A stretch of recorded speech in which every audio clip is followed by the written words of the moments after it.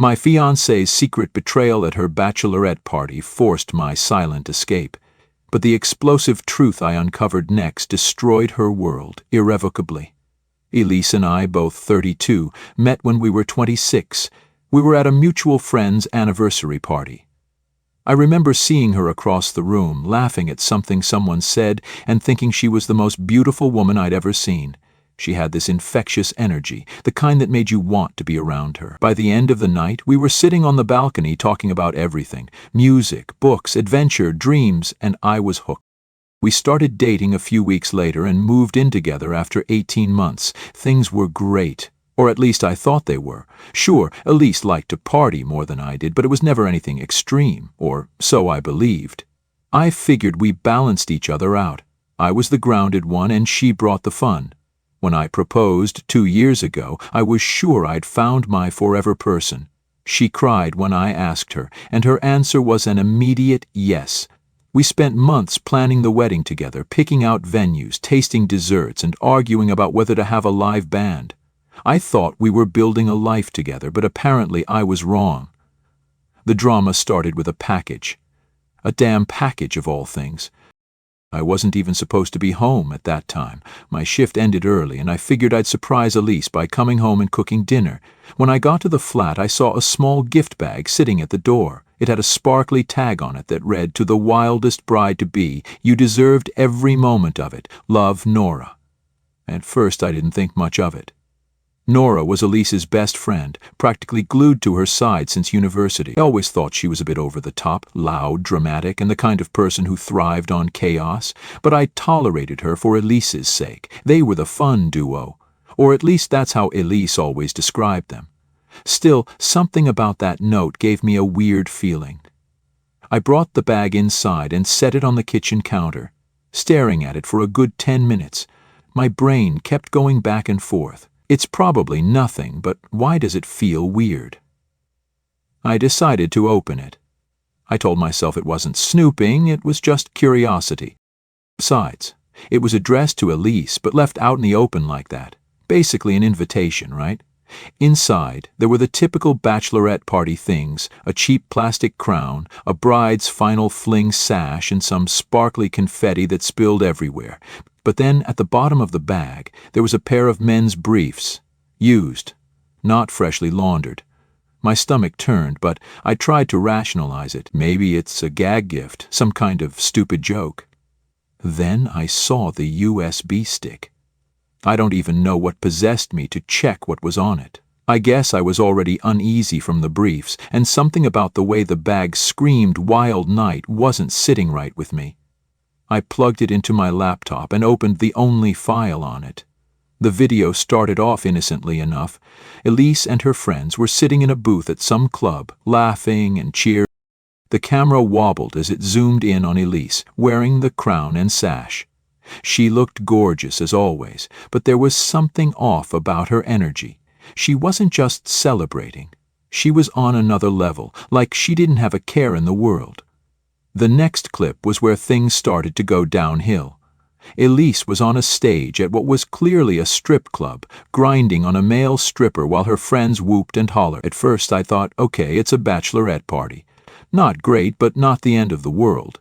But then the camera followed her as she pulled the stripper off stage, giggling and leading him toward a private room. I paused the video. My heart was racing. I told myself not to overreact. Maybe it was just for show, right? Maybe she went in there, had a laugh, and walked out. But I knew better. Deep down, I already knew. The next clip removed all doubt. It showed Elise sitting in a lounge area, surrounded by 3 guys. They were laughing, drinking, and flirting, but it didn't stop there. One of them leaned in and kissed her. And she didn't just let him, she kissed him back. Then another guy joined in. By the end of the video, she was leading all 3 of them into what looked like a hotel room. Nora's voice in the background made it worse. She was laughing and narrating the whole thing. "Elise, you're a legend. Bride of the year." I sat there staring at the screen, feeling like my chest had been ripped open. This wasn't the woman I'd spent the last 6 years of my life with. This wasn't the Elise who used to fall asleep on my chest while we watched silly comedies. This wasn't the Elise who talked about how excited she was to start a family with me. Elise came home that evening like nothing had happened.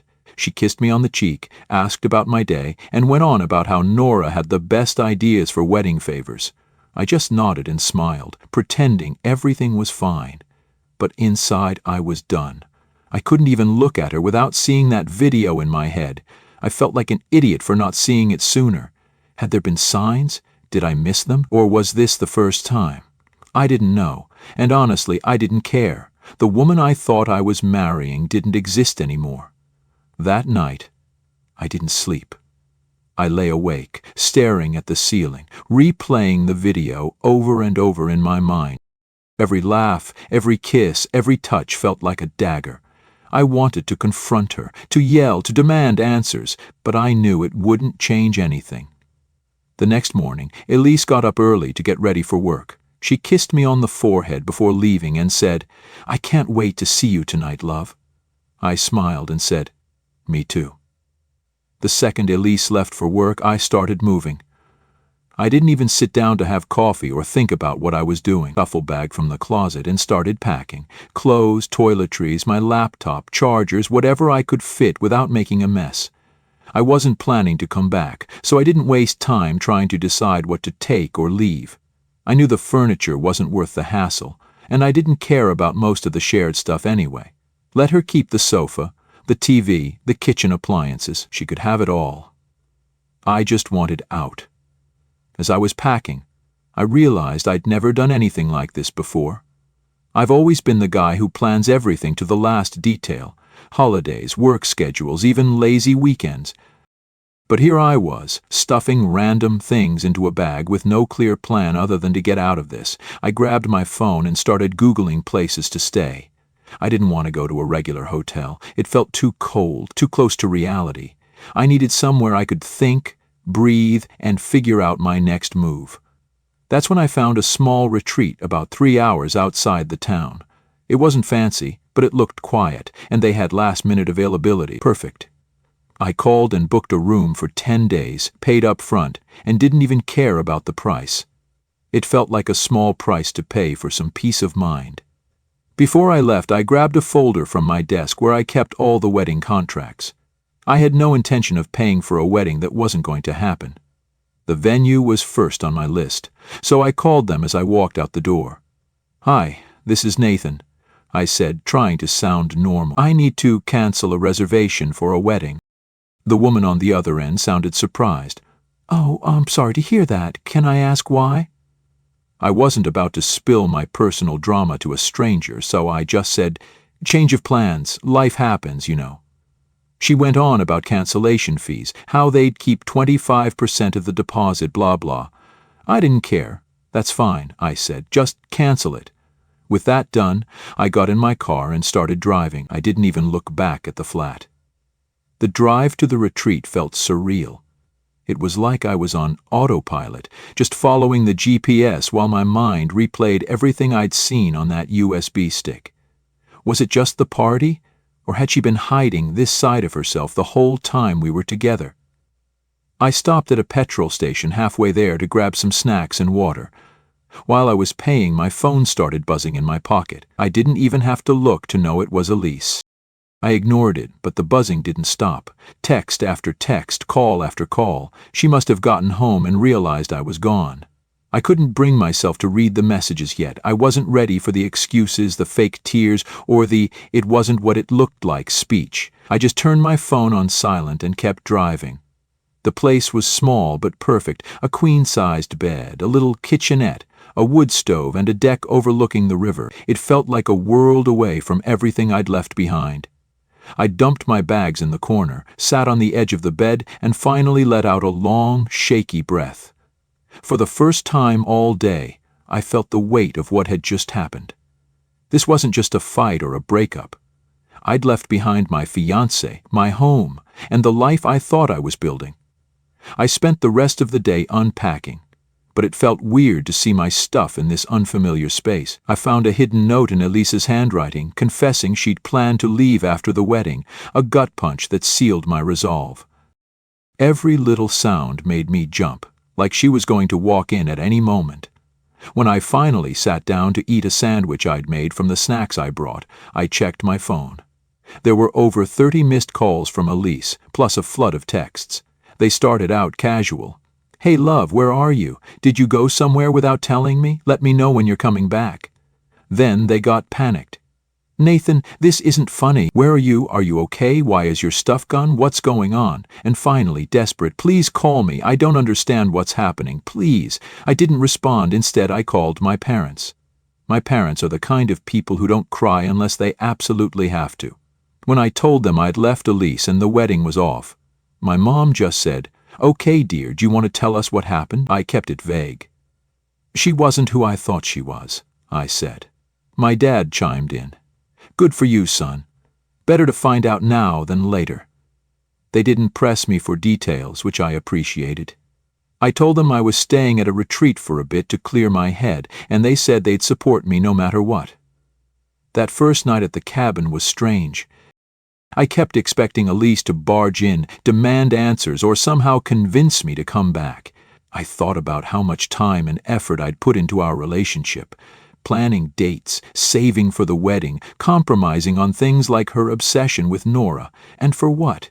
For her to throw it all away in one night of partying? By the time I went to bed, I'd made up my mind I wasn't going back. Not for her tears, her apologies, or her promises. This was the end, and I was okay with that.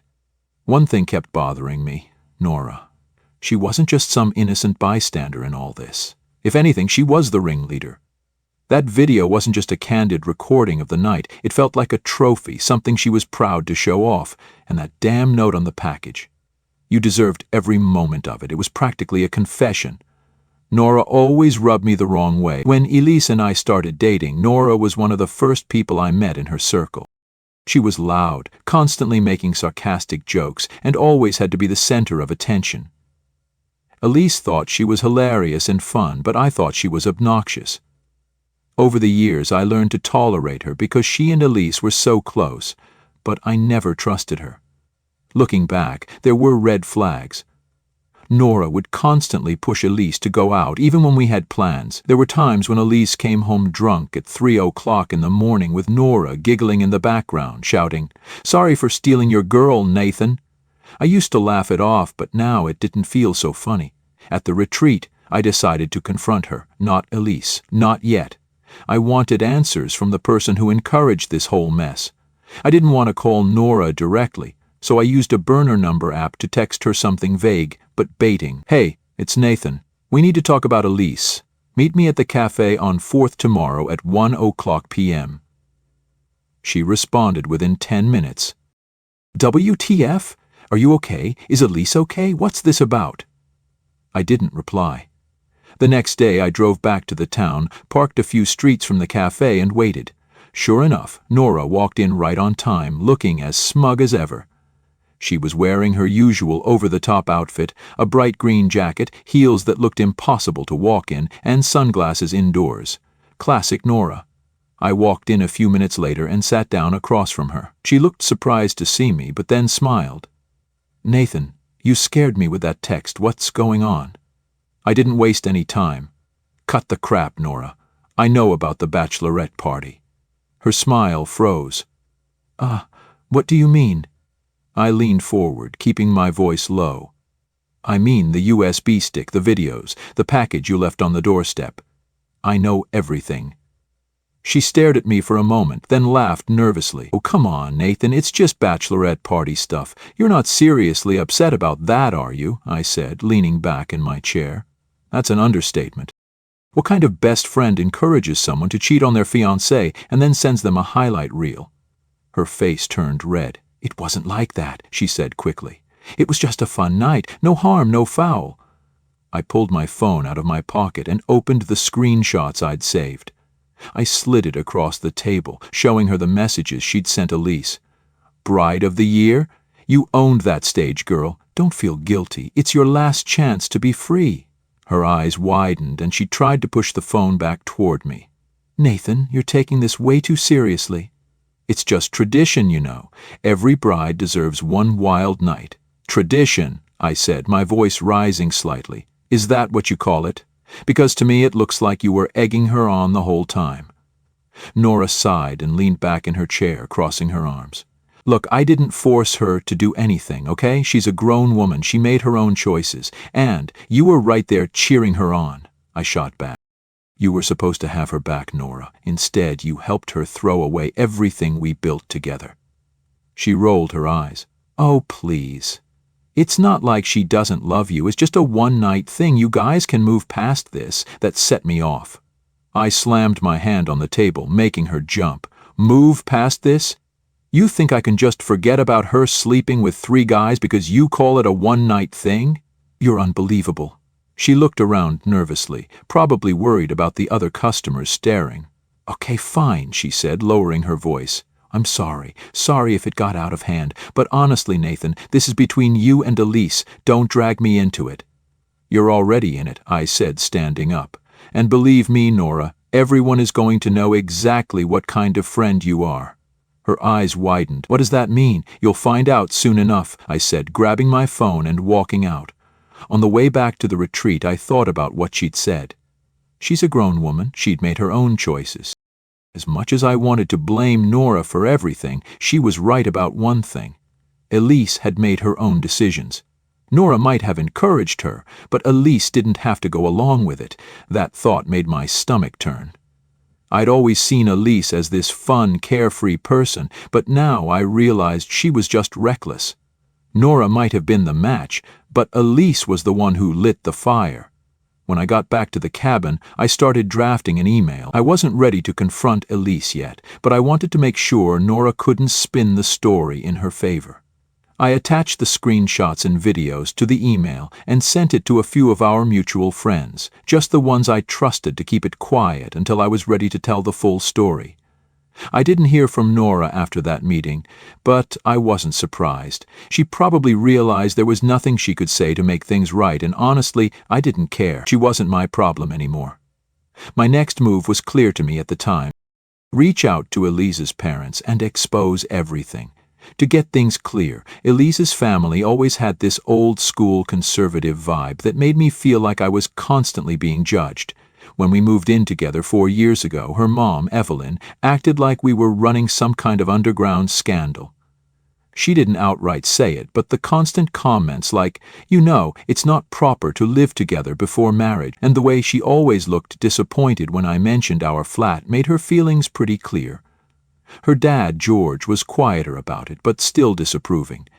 He'd grunt whenever the topic came up and say something like, "Back in my day, we did things differently." It wasn't until Elise and I got engaged that they even started warming up to me. Once there was a ring on her finger, suddenly Evelyn was planning bridal showers, and George was offering to help us with a down payment for a condo. It was like I'd passed some invisible test, and now I was finally worthy. But after everything that happened, I couldn't keep the truth to myself. Elise had betrayed me, and now it was her turn to face the music, especially with her parents, who had been so smug about how perfect and proper she was. They had always supported her emotionally and financially, as they were quite wealthy. Elise's texts and calls hadn't stopped since my conversation with Nora. "Nathan, please answer me. I know you're upset, but we need to talk. I love you. Please don't give up on us." Every message made me angry. She didn't get to play the victim. She made her choices. I hadn't responded to a single text or call, and I didn't plan to. But then Evelyn texted me, "Nathan, what's going on? Elise is a wreck. Please call me. We're worried." I stared at the message for a while before deciding I needed to do this in person. If anyone was going to deal with Elise, it wasn't going to be me. Let her parents handle it. They always acted like they knew better anyway. The next day, I drove back into the town and headed straight to Evelyn and George's house. I didn't tell Elise I was going, even though I knew she'd probably lose it once she found out. When Evelyn opened the door, her face lit up with a mix of relief and concern. "Oh, Nathan, thank God you're here. What's going on?" "Elise is so worried about you since yesterday." George was sitting in his usual chair in the living room, flipping through a magazine. He looked up when he heard my voice. "Nathan," he said, nodding. "Glad you're here. Maybe you can tell us what's going on." I stepped inside and sat down on their pristine sofa. "I came to tell you the truth. I said, keeping my voice steady. You're going to want to sit down for this. Evelyn looked confused but sat across from me, clutching her hands together. George leaned forward in his chair, his brows furrowed. I pulled out my phone and opened the folder of evidence. Elise has been lying to you, I said, and to me. The wedding is off because of what she did at her bachelorette party. Evelyn gasped. What are you talking about? What could she have possibly done that's so bad? I handed her my phone. Watch this. She hesitated, looking between me and the screen. Then she hit play. Her expression shifted from confusion to horror as the video played. Oh my God, she whispered, her voice shaking. This can't be real. Tell me this isn't real. George stood up, his face red with anger. What's going on? Let me see that. Evelyn handed him the phone, tears streaming down her face. As George watched, his jaw clenched and his hands gripped the edges of the phone so tightly I thought he might crush it. This is what she did, I said, my voice calm but firm. She didn't just betray me. She made a spectacle out of it, and her friends encouraged her the whole way. Evelyn buried her face in her hands, sobbing. I can't believe this. I can't believe she would do this. George paced the room, his fists clenched. That girl, that damn girl, he muttered. We raised her better than this. What the hell was she thinking? She wasn't thinking, I said. And now she's trying to get me to forgive her. But I'm done. I thought you both should know the truth because I'm not going to clean up her mess. Evelyn looked up at me, her eyes red. Nathan, please. Can't you just talk to her? Maybe it was a mistake. Maybe she was pressured. She wasn't pressured, I said, cutting her off. She made her choices, and I'm not going to spend the rest of my life wondering if she'll make them again. George stopped pacing and pointed at Evelyn. This is what happens when she listens to that damn Nora instead of us. I told you Nora was trouble. I told you. Evelyn nodded, wiping her tears. We should have said something. We should have stopped her from moving in with you. Maybe this wouldn't have happened. I almost laughed at the irony. You think me moving in with her was the problem? I asked. You've been so obsessed with what's proper that you never saw the real issue. Elise is reckless. She's been reckless for a long time, and now she's paying for it. George sat back down, shaking his head. Unbelievable. Absolutely unbelievable. I stood up. Look, I'm sorry to drop this on you, but it's your problem now. She'll probably come to you for help, and you can decide how to handle it. I've already made my decision. Evelyn grabbed my arm as I walked toward the door. Nathan, please, don't tell anyone else about this. Think of the embarrassment for our family. I pulled my arm away gently. That's not my concern anymore, Evelyn. You'll have to deal with that yourselves. As I drove back to the retreat, I felt a strange sense of closure. For years, Elisa's parents had looked down on me, treating me like I wasn't good enough for their daughter. Now they knew the truth. Their perfect daughter had ruined everything on her own. Later that evening, I got another voicemail from Evelyn. Nathan, it's Evelyn. I don't even know what to say. George and I are devastated. We confronted Elise, and she's completely fallen apart. She said she doesn't know how to fix this, but honestly, neither do we. I just want you to know that we're so sorry. If you ever want to talk, we're here. I deleted the message. Elise could deal with her parents now. I was done. Let her explain herself to them. Let them pick up the pieces. I wasn't her safety net anymore. It didn't take long for the truth to spread. After dropping the truth bomb on Elise's parents, I decided to widen the circle. I wasn't being vindictive, okay, maybe a little, but people needed to know what Elise and her crew were really about. If I didn't say anything, they'd sweep it under the rug like it never happened. That wasn't going to fly. The first person I reached out to was Lauren, one of Elise's closest friends. She wasn't at the same level of chaos as Nora, but she was there that night. She played along, cheered Elise on, and probably thought it was all harmless fun. I wasn't giving her a free pass. I sent her a short text. Lauren, I know what happened at the Bachelorette party. I've got the videos and messages to prove it. Don't play dumb. We need to talk. Lauren called me within minutes, her voice shaky like she was caught off guard. "Nathan, what the hell is this? Where did you get this?" "Does it matter where I got it?" I said, keeping my tone calm. "You were there. You saw everything." She stammered for a bit before blurting out, "I didn't know it was that bad." "Okay, I thought it was just some dancing and flirting. I didn't know—" "You didn't know she disappeared with 3 guys?" I cut in. "You didn't know she cheated on me in front of all of you?" Lauren went quiet for a moment. I thought she'd hung up. But then she sighed. "Look, Nathan, I'm sorry. I should have said something, but it's not like I could stop her. Elise talked about how boring marrying you would be, and she wanted one last fun night. Nora was the one hyping her up, and Elise was, well, she was drunk and going along with it." I almost laughed. "Going along with it? That's your defense? She wasn't just going along with it, Lauren. She made those choices, sober or not, and you stood there and let her." Lauren tried to backtrack. "I didn't think it was my place." "It was your place," I snapped. "You're her friend. A real friend would have stopped her." She didn't have much to say after that. By the end of the call, she apologized again and swore she'd talk to Elise.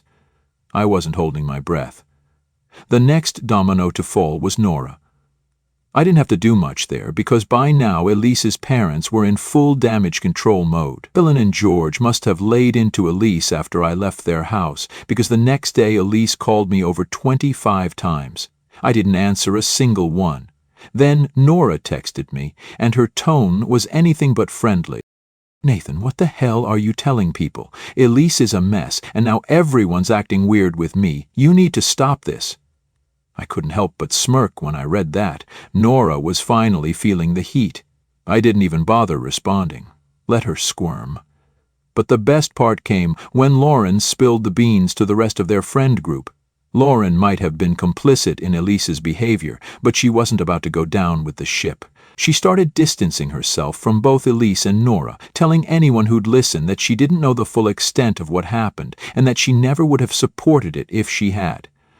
By the end of the week, the story was everywhere. Elise had gone from being the fun bride-to-be to the pariah of her own social circle. One of the mutual friends in their group, Ivy, reached out to me. We weren't particularly close, but she'd always been polite and respectful whenever we hung out in group settings. Her message caught me off guard. "Hey, Nathan, I just wanted to say I'm sorry for everything you're going through. I had no idea Elise was capable of something like that. If there's anything you need, let me know." Meanwhile, Elise was still trying to get in touch with me. The texts had slowed down, but they hadn't stopped entirely. "Nathan, I know you're mad, but we need to talk, please. I'll do anything to fix this. Just tell me what to do." It was almost pathetic. She wasn't apologizing because she felt bad about what she did. She was apologizing because her life was falling apart. Then Nora and Elise finally had their falling out. It started as a quiet disagreement, but quickly escalated into a full-blown argument. Nora, fed up with being blamed for everything, told Elise, "Don't act like I made you do anything. You were all in. Stop playing the victim." Ivy heard about the fight and texted me. "Nora and Elise aren't speaking anymore. Nora is telling everyone Elise used her as a scapegoat. It's a mess." I couldn't help but feel a bit of satisfaction. For years, Nora had acted like she was untouchable, manipulating people and causing drama. The last I heard from Evelyn, Elise was completely falling apart and struggling to get her life together. At first, I thought it was just emotional fallout, crying, begging, the usual. But as the days passed, I started hearing bits and pieces from mutual acquaintances about how bad things had really gotten for her. Apparently, Elise's parents, Evelyn and George, had reached their breaking point after our conversation. I knew they were angry, but I didn't expect them to go as far as they did. From what I heard, Evelyn tried to talk some sense into Elise after I exposed everything. Elise's response: she blamed me. She said I overreacted, that I should have been more understanding, and that it wasn't fair for me to ruin her life over one mistake. That didn't sit well with Evelyn and George. They'd always been about appearances, and having their daughter's dirty laundry aired out to their friends and extended family was their worst nightmare. When they realized Elise wasn't taking responsibility for anything, they kicked her out of the house. It wasn't just a threat either. They packed up her stuff, left it on the porch, and told her not to come back until she figured out how to take accountability for her actions. Knowing Evelyn, she probably threw in something like, "You're an embarrassment to this family." Elise tried to stay with Nora, but that didn't go well either. After their blowout fight, Nora wasn't exactly eager to let her crash on the couch. Nora made it clear she didn't want to be involved in the mess anymore, and letting Elise stay with her would only make things worse. Ivy told me Elise had reached out to a few other friends, but most of them had already distanced themselves. Lauren ignored her calls, and the others didn't want to risk being caught in the crossfire. By the end of the week, Elise was basically couch surfing wherever she could find a temporary place to stay. The financial fallout hit her even harder. Elise had a cushy administrative job at a company her dad had helped her get into. George pulled some strings to get her in the door, and she'd been coasting ever since. But after her parents kicked her out, George made it clear he wasn't going to protect her anymore. From what I heard, Elise's manager wasn't thrilled with her work ethic to begin with. She'd already been warned about showing up late and slacking off on projects. Once her personal dramas started leaking into the workplace, thanks to whispers from mutual acquaintances, the company decided she wasn't worth the trouble. She was let go under the guise of restructuring.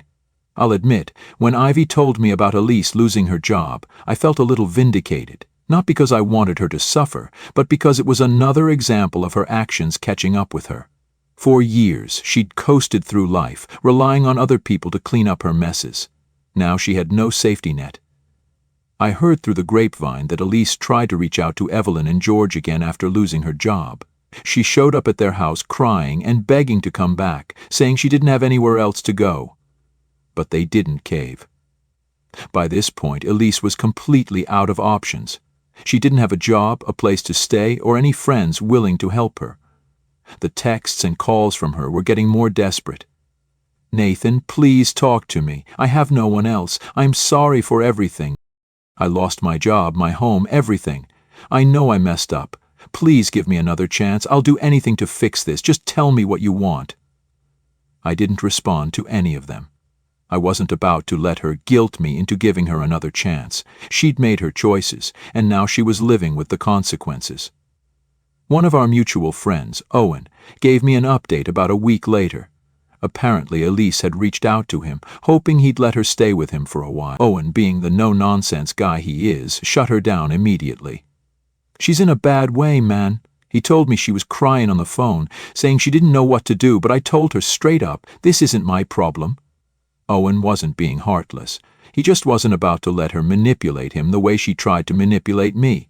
Eventually, Ivy told me Elise ended up renting a room in a run-down flat on the other side of town. She used the last of her savings to pay for the first month's rent, but beyond that she was scrambling to make ends meet. She picked up a part-time gig at a bakery, but it wasn't enough to cover her expenses. "She's barely hanging on," Ivy said. "I don't think she's ever been this low." The part that surprised me the most was how quickly everyone turned their backs on her. For years, Elise had been the center of her friend group, the one who always planned the parties and brought people together. But now that she was the one in trouble, no one wanted to help her.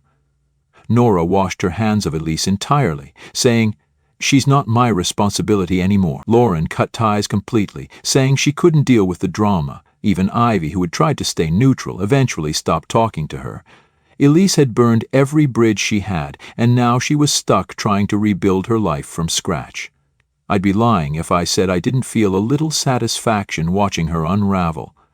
Not because I wanted her to suffer, but because it proved a point. Actions have consequences. Elise had spent years relying on other people to bail her out, but now she was finally facing the reality of her choices. As for me, I'm moving forward, but the betrayal scar lingers. A quiet reminder to guard my trust carefully.